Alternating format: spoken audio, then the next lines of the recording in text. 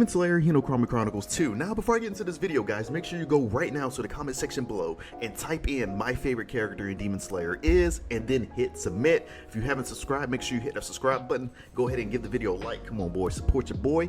And let's go ahead and dive into Hinokami Chronicles 2. So starting off with the first Demon Slayer Hinokami Chronicles was released back in 2021. You guys remember we only had one arc. There was no Entertainment District arc or any of that. We just ended up getting Tengen, Gyutaru, and Daki, and Adult Nezuko. So they couldn't really do much. We was only able to get season 1. So far after the release of Hinokami Chronicles, we have now passed 2 seasons, which is the Swordsmith, and if you want to count Entertainment District arc. I personally feel like if they were able to do that with one Demon Slayer game, we should be able to put enough content in Hinokami Chronicles 2. So with that being said, let's go ahead and start off with the characters. Starting off with Entertainment District R, we've already had Tengen and the Demons as DLC, so most likely these characters will come in base roster. Will they add anybody new? I personally don't think so. I don't think they would add Tengen's 3 wives. If they do, hype, applause to you, CC2.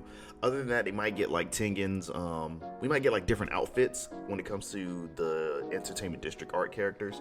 Tanjiro and Nosuke and Zenitsu might get their female look outfit, which I personally have no problem with.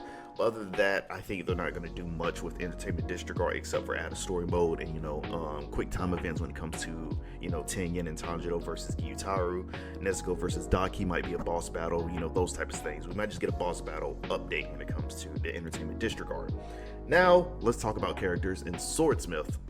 Also, I'd like to apologize. I meant to say 3 arcs have passed. I completely forgot about Hashira training arc. Anyway, back to the Swordsmith Village arc. So when it comes to characters, of course, we're going to have Mitsuri be a character. We're going to have Muchido be a character. We're going to have Genya be a character. So there's 3 characters already. So when it comes to Hatengu, I know we have the different quote-unquote emotions when it comes to him. We have Sakaido, Karaku, Aizetsu, Yurogi, and Zohakuten.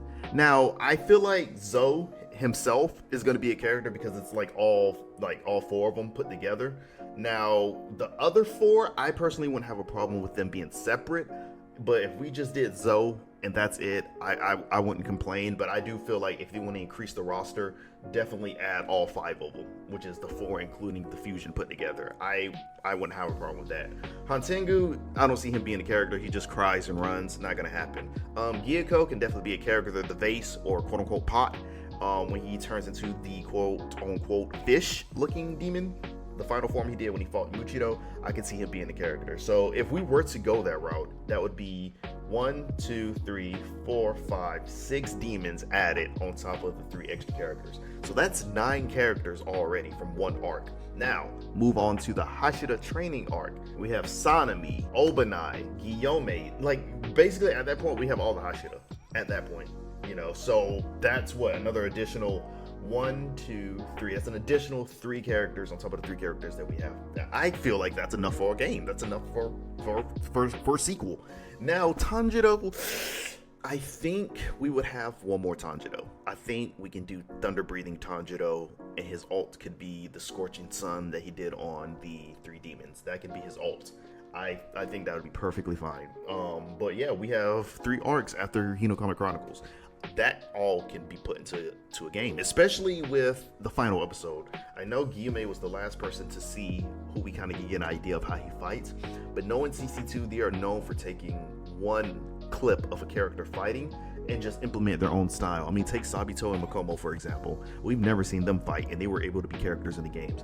So we already know how Guillaume fights. So I feel like CC2 can definitely take that and just create whatever they can. Stone breathing, they can do whatever they want with that. Sanemi has enough moves that he did in the anime to create a moveset for him, and so does Obanai. I think we are perfectly fine, especially Muchido and Mitsuri. I think we're all good to go when it comes to characters. Nothing with Inosuke. I don't think they're going to do anything with Inosuke. If they wanted to get frisky and add another spoilers, Zenitsu, I'm gonna leave that alone. Maybe that could be DLC.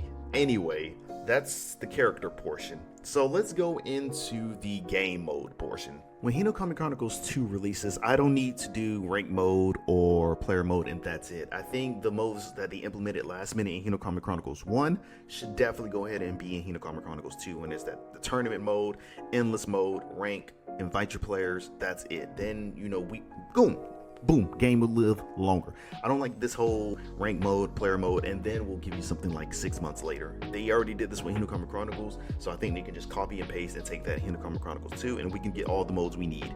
So that's my take on game modes. Story mode, the boss battles that will take place in Swordsmith would be with Mitsuri. Muchiro could be a boss battle, and then Tanjiro when he went against the 3 demons. I personally feel like that could be a boss battle as well.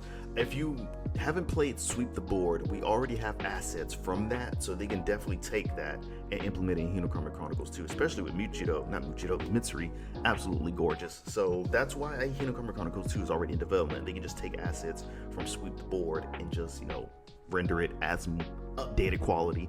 We're good on that. Hashira training arc, I don't think there needs to be a boss battle unless they get real creative. Do the Hashiras versus Muzan as a custom boss battle like they did Tanjiro versus Rengoku. Oh my god, absolutely beautiful. Actually turn into them fighting Muzan without him, sending them to Infinity Castle. Whew.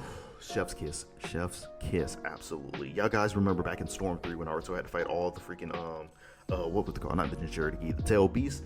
Do that with Muzan. All the Hashira gotta fight Muzan. Ooh, that'd be so beautiful. Anyway, so yeah, that's my take on story mode. I know Infinite Castle arc is coming out with 3 movies, so they can just put that on hold. I don't think they need to wait till the first movie drops to do this game.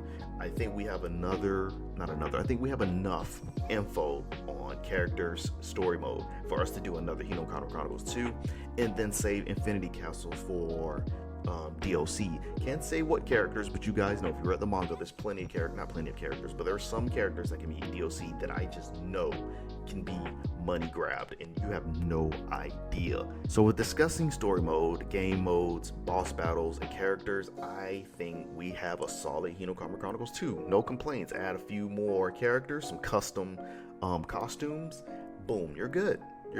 So that's my ideas for it. Battle system mechanics. Oh, didn't tackle that. Let's tackle that. Me personally didn't have a problem with the battle mechanics. I love the parry system. I love the perfect guard. I love the pushback. I don't have problems with characters just having 3 moves when it comes to like just triangle.